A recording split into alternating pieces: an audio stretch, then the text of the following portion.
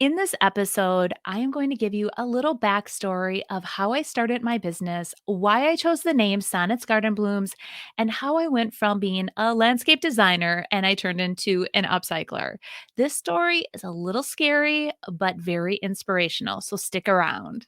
Welcome to the Rescued and Upcycled podcast with weekly inspiration, tips on trying new techniques, and overall real talk about owning your own DIY business.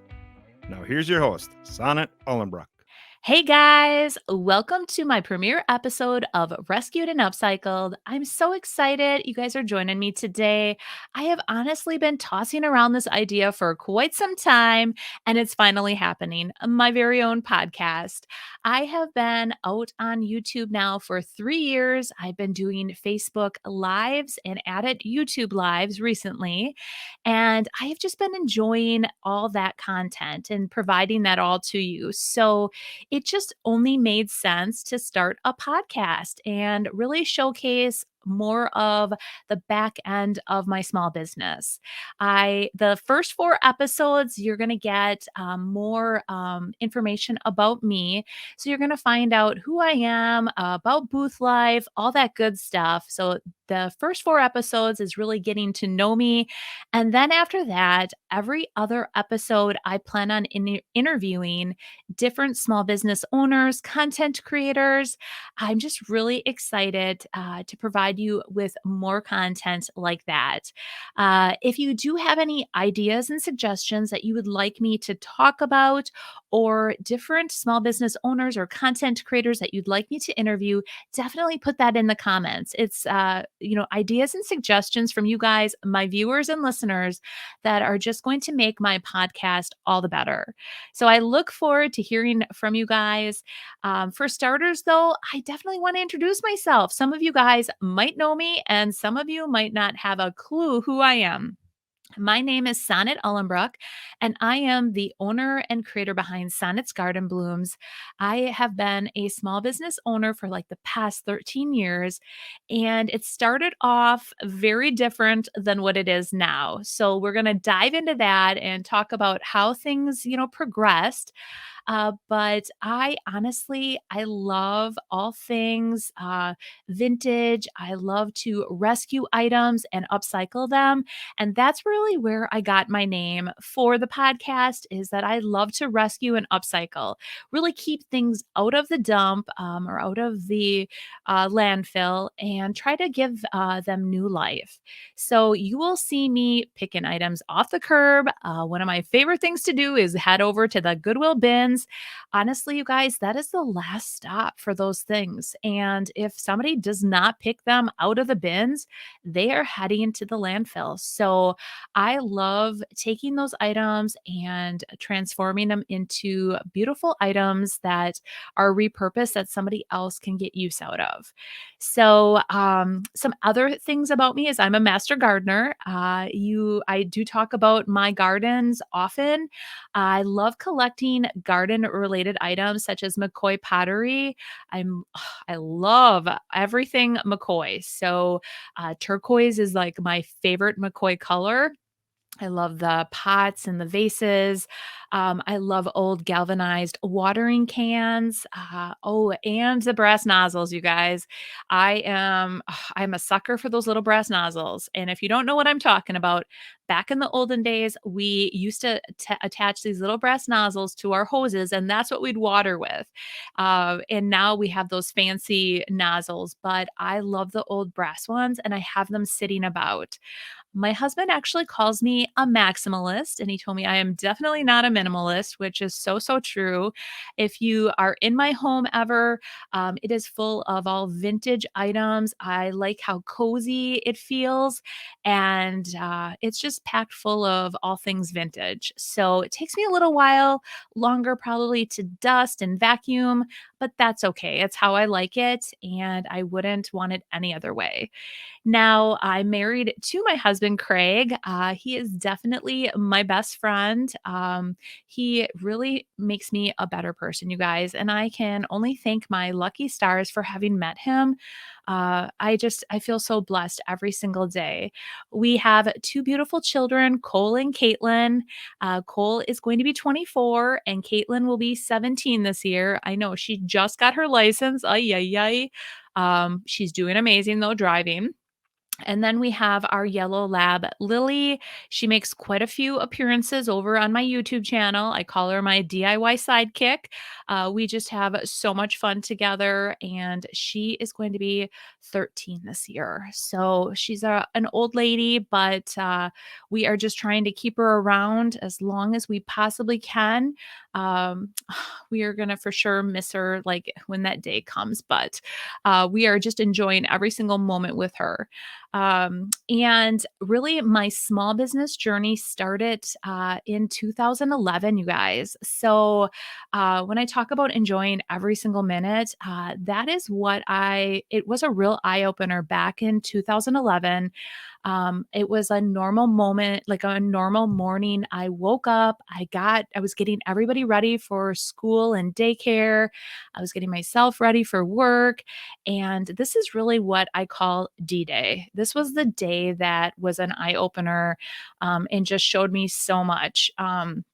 So I woke up that morning, like I said, it was a normal morning, except I did not feel good. I had a very, very severe headache. And it was so severe that I actually thought about staying home from work, which is kind of unheard of for me because I come from a family that they have instilled in me that you go to work unless you are on your deathbed. You just go to work. And so I kind of thought about it and I'm like, no, we got to get the kids ready. We got to get them off to school and daycare. I have to get to work. And I made it to work after dropping them off. And this is when I got a little scared. I sat down at my desk and the whole room spun. And I'm not going to go into a lot of details about all the, all my symptoms, but I, throughout the day, all my symptoms progressively got worse. My headache got worse. The dizzy spells were getting worse. Everything was just escalating as the day progressed. I finally turned to my coworkers and I said, "Oh my gosh, you guys, I am not feeling good. What do you think could be wrong with me? I feel like something's wrong." And I didn't want to think something was wrong. I didn't want to be that person, but I'm like, it just wasn't normal. You guys, I never get headaches. I never get sick. And they're like, oh, you just have a touch of the flu. You're as healthy as a horse. No, nothing's wrong with you. And I kept on in the back of my mind, I'm just like, I felt like there was though. And I should have went with my gut instinct and I should have went to the hospital right away. But instead, I made it through the workday and I went and I picked up the kids from school and daycare, got home, and that's when I lost it, you guys. I literally broke down in tears. I could barely function. My head hurt so bad. It was like the worst headache that I've ever experienced in my entire life. I I don't even know how to really explain it.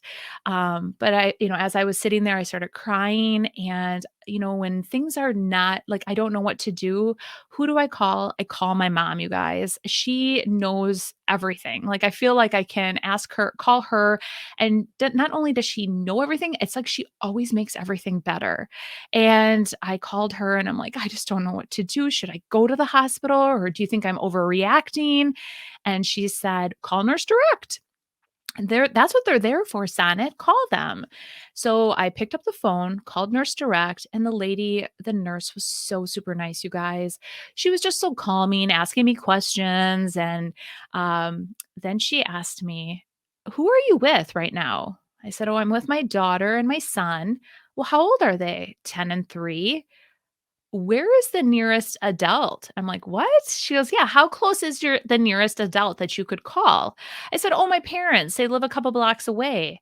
She said, I'm not trying to scare you, but all your symptoms line up with that of a brain aneurysm.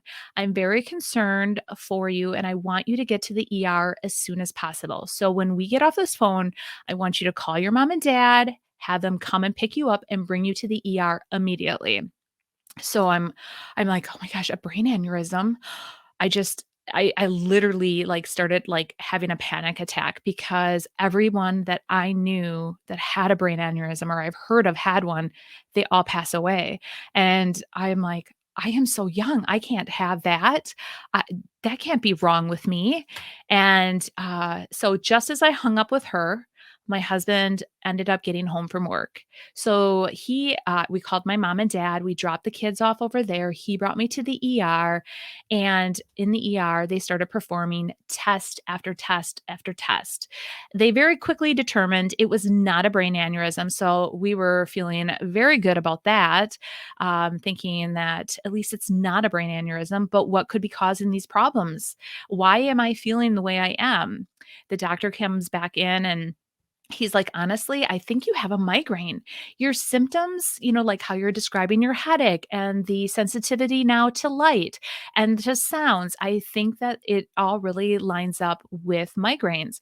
Many women in their mid-30s have migraines or start developing migraines because I had never had a migraine. I barely ever ended up getting headaches.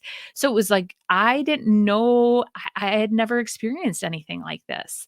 I looked over at my nurse and I said, "Please, I think he's going to try to send me home. I think it's more than just a migraine. Please don't let him send me home." And the male nurse was rubbing my back. He's trying to make me feel better. And he's like, "Do not worry. I am not going to let him send you home until we get to the bottom of this. We will figure this out before they send you home." So I felt pretty good about that. Then the doctor comes back in and he said, "Okay, I am going to test you for three rare things. I doubt you have any of these because they're so rare, but I want to definitely exclude them just in case." So I proceed to get put back into a wheelchair. They bring me to all the different rooms to get tested for all these different things. I get back to my ER room. I'm waiting, and the doctor comes in. And he's like, "Okay, I have some news. You have one of these rare things. I never in a million years would have thought you would have this, but you do. It is called a carotid artery tear or dissection. What it is, it's an internal tear of your carotid artery." I am just sitting there and I look at my husband and he like bursts out in tears. He's like, "Oh my God, why is this happening to you?" I said, "I don't know. I am trying to figure out what's going on."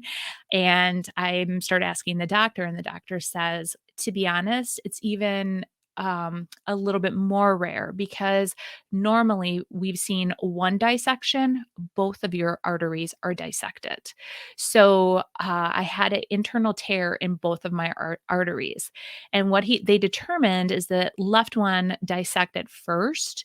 So it must have been dissected for a bit because what happens is your body goes into survival mode and it tries to repair a tear. And it starts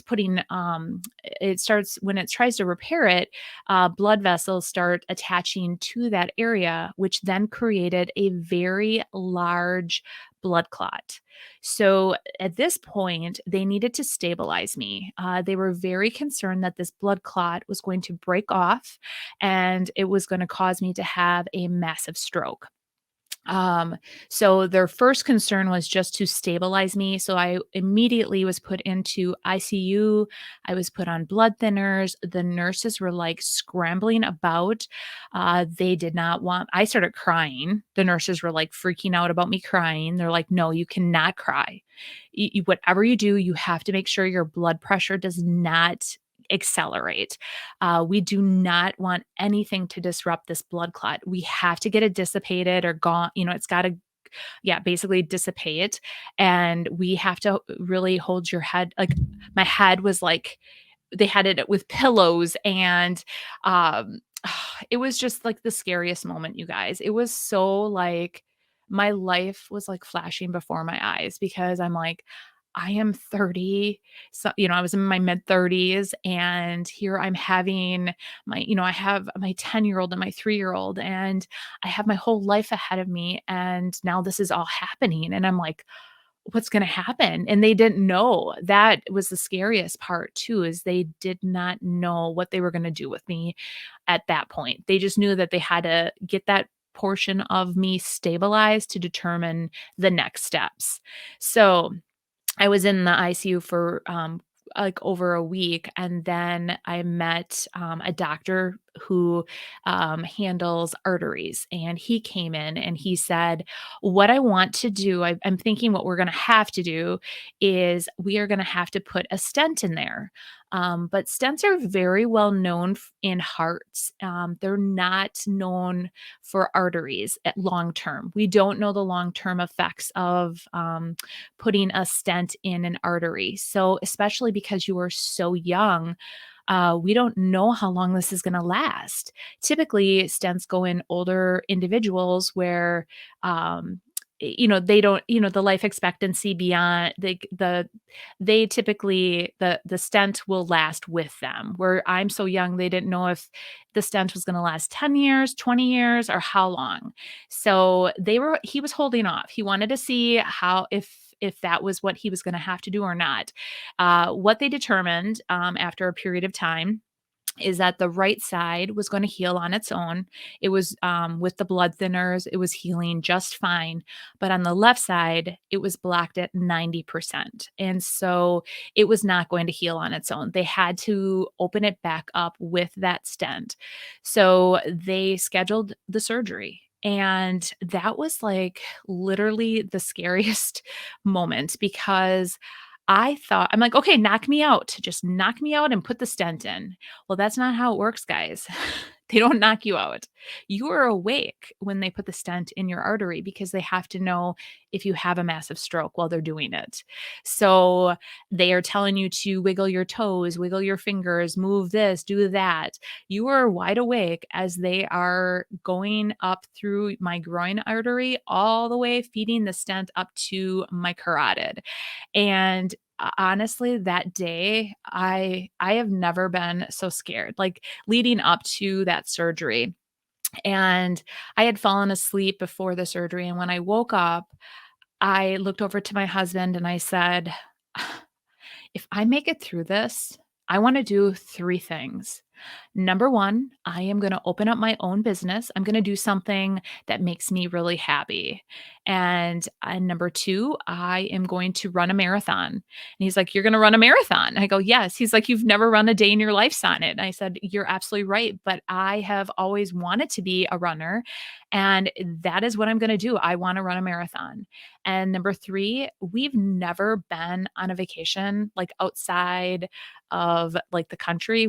Our vacations are typically in the US. So I said, "We are gonna go somewhere warm where we can sit on a beach and dig our toes in the sand, and that's what we're gonna do." And, he's like, "Whatever you want, honey, I will help you accomplish every one of these goals."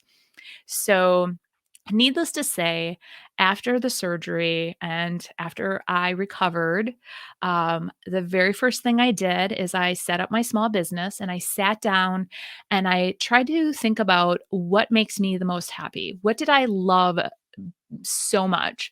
And I loved gardening, and I was a master gardener, and my degree is in business, with marketing. And I thought I would use my degree to propel my own business. And then I went back to school and I became a landscape designer, and I started creating beautiful landscape designs, you guys. I was having the time of my life. I love working with color combinations, learning about the new perennials and textures. Oh, it was so fun and I loved it. So as I was doing that, I set up my website, which was a landing page, and I set up my Facebook page. Everything was going great. I was getting my name out there. In the meantime, I was training for my marathon. I started off doing Couch to 5K. And if you don't know what that is, it's for like all you couch potatoes like myself, who's never ran a day in their life. You basically train to run a 5K. I did that. I ran my very first 5K, and then I started training for a 10K, ran that. Then I trained for a half marathon. I ran that.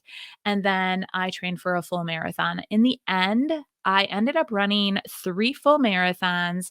I ran about a dozen halves and just, tons of different little 5Ks, 10Ks.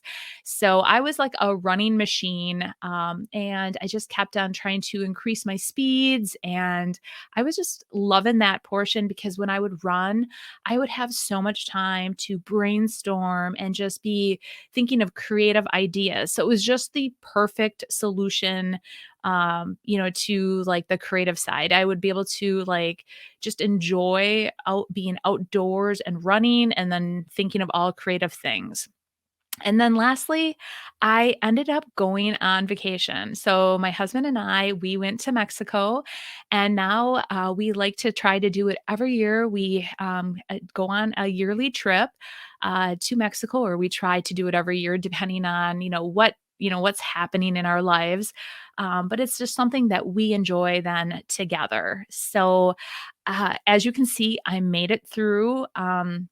The surgery went just fine. I go for yearly updates. And actually, my yearly update is going to be happening soon. And they just check for the blood flow and make sure the stent looks good. I have not had any like symptoms, so it's perfect. But my inspiration to you, or how I want to inspire you, is when something like that truly happens to you, and it's such a like how life is so short, and you just have to just take advantage of every single moment. And it's not just like about your business, but it's like with your family too. You just have to relish and just live in the moment and enjoy the time you have with each other and your family and your kids. I can only, just give you that suggestion because so many times, like, even I can now say that I get so caught up in like all things of my business that I sometimes forget to slow down and enjoy those moments.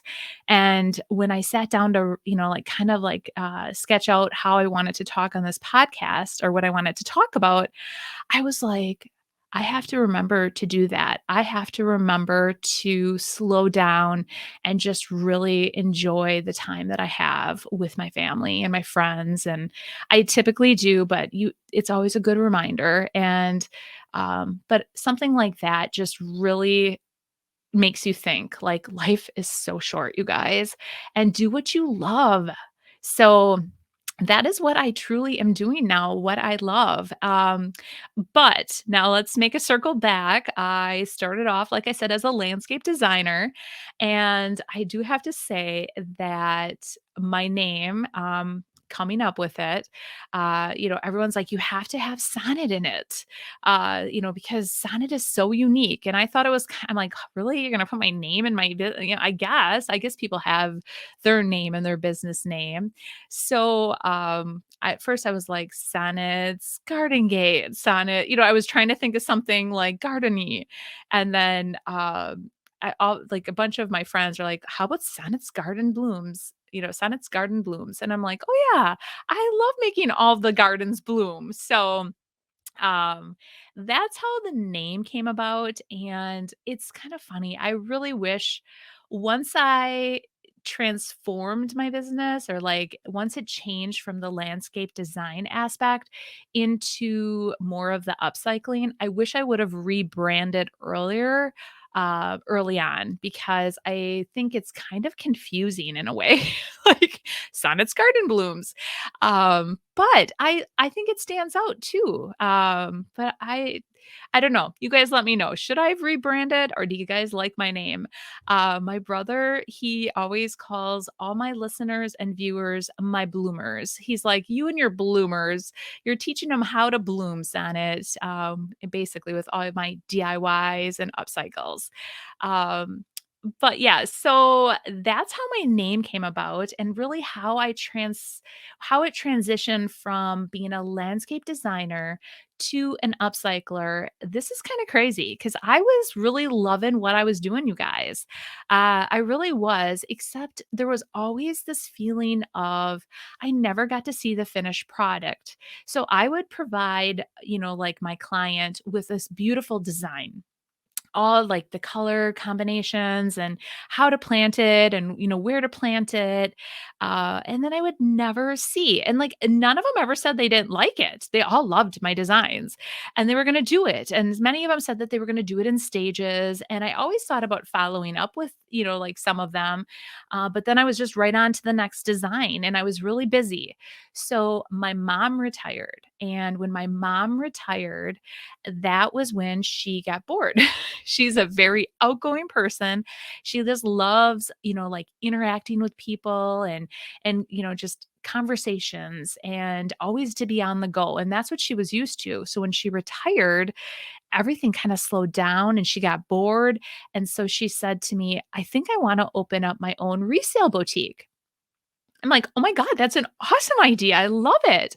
Where do you think you wanna have your boutique?" And she said, I've been looking around. What do you think about in downtown Appleton?" I'm like, "That would be awesome." So we kinda peeked around and we found a building in downtown, and I helped her tour it, and I gave her a bunch of, like, my own ideas and suggestions of how she could set the store up, and she, as well as I, love thrifting. We have been avid thrifters, since I can't I mean, I've been a thrifter since I was little, and she's been thrifting forever. So it was so fun. I had so much fun helping her set up her store, and as we were setting it all up, this is when she said, "Well, why don't you take a portion of the store for your business?" And I'm like, "Oh, okay, that would be awesome." So she's like, "Yeah, there's like this back like the back area." So I ended up getting like the back of the store and then she had the front.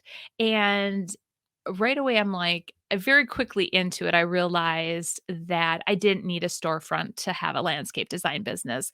What I was doing was sufficient. I had my website which was like a landing page, all the info that they needed to know about how I do my designs, a contact info, where to contact me. I had my Facebook page with I was, putting out different images out there. So that was exactly all I really needed. So when I discovered I had this storefront, I'm like, "Oh my gosh, I have to have something to sell in it, right?" So then that's when I started transitioning from landscape design into more like thrifted items and upcycling. So I found some furniture and I started creating these little vignettes. And I thought, well, because I'm into gardening, I'm going to do like terrarium workshops and terrariums, and I'm going to have air plants. And then I started getting all this really cool pottery to go with it and this glassware. And then it just slowly but surely just continued on where I just all of a sudden had my entire store in the back.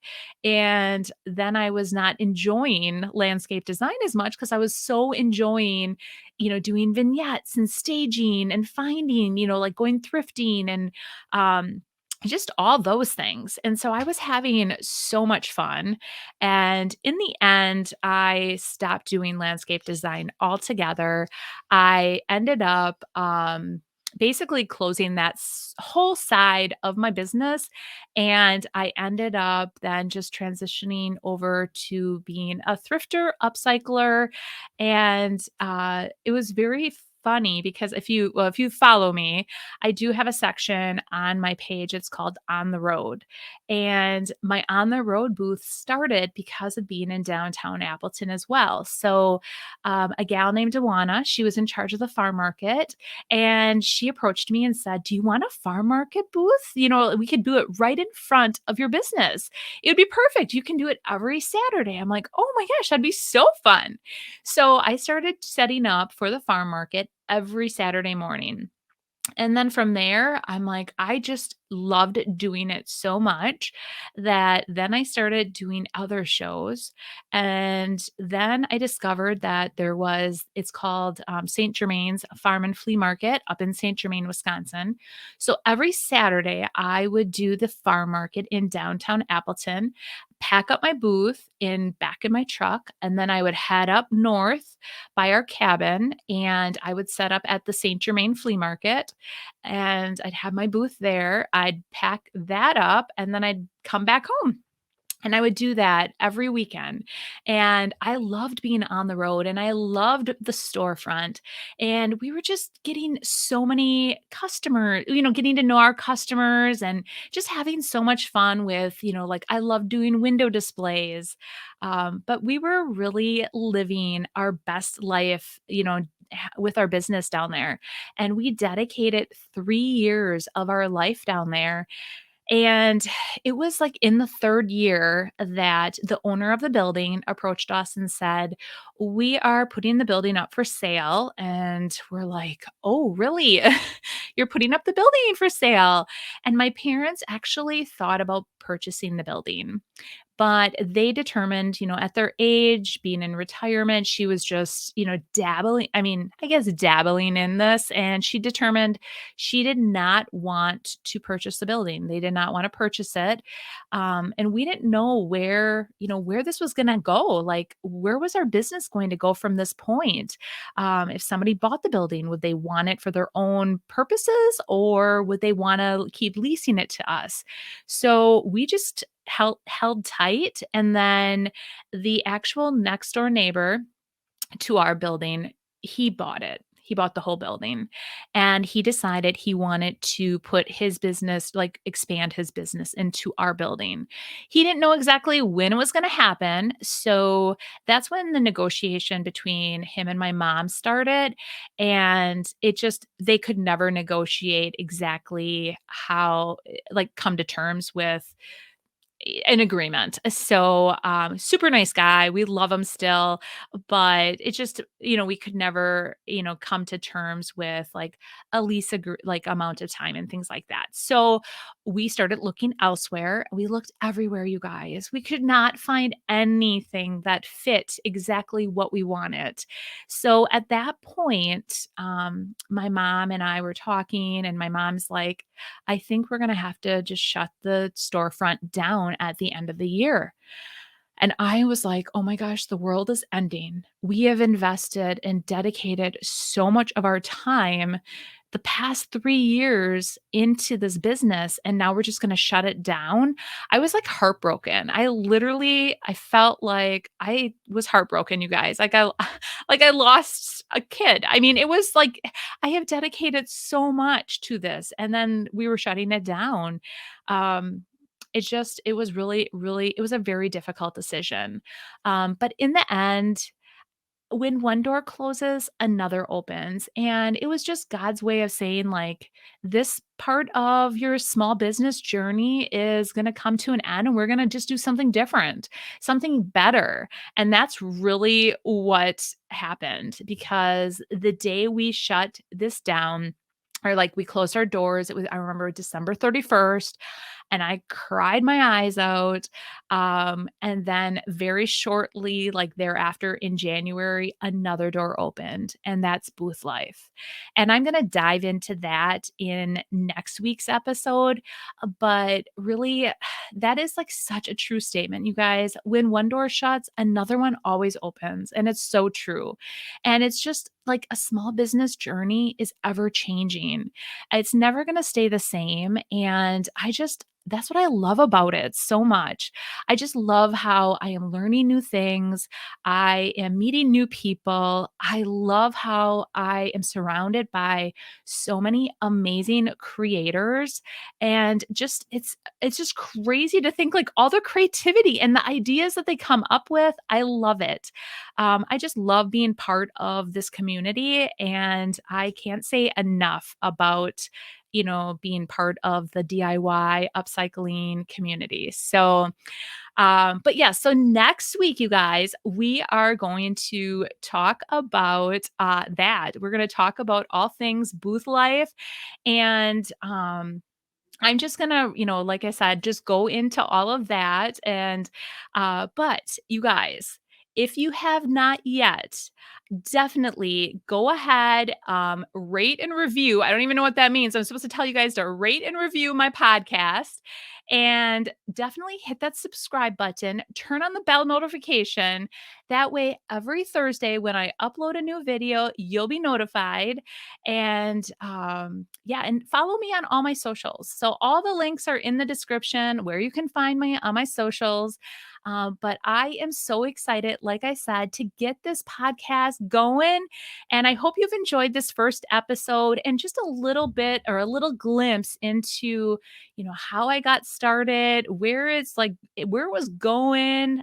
So we will see you guys next week for booth life. That's what I'm calling it. How my booth life started. All right. See you then. Bye.